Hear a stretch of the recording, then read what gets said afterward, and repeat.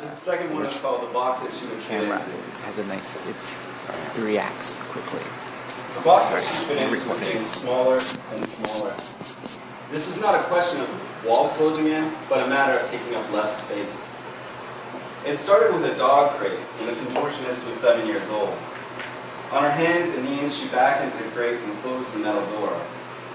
After 20 minutes, her feet prickled with pins and needles. After 30 minutes, her parents returned from the grocery store.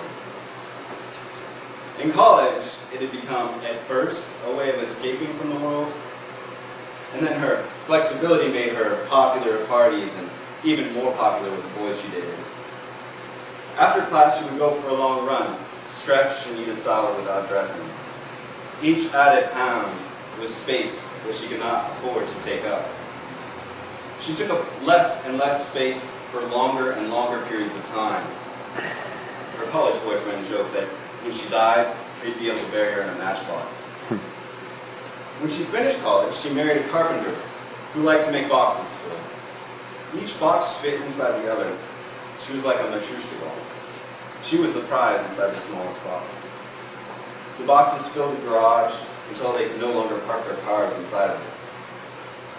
She began to sleep inside the boxes.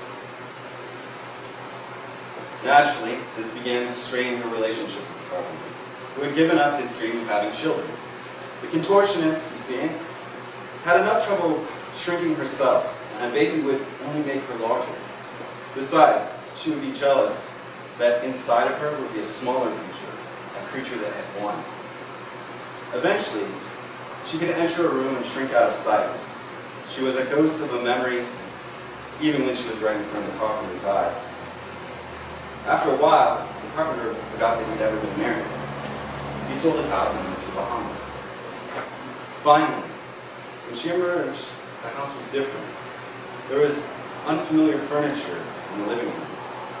Her boxes were gone, long since used to pack the carpenter's tools, and books, and clothes.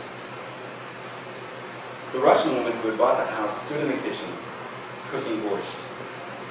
Uncanny, the Russian woman thought. It felt as though someone was watching her.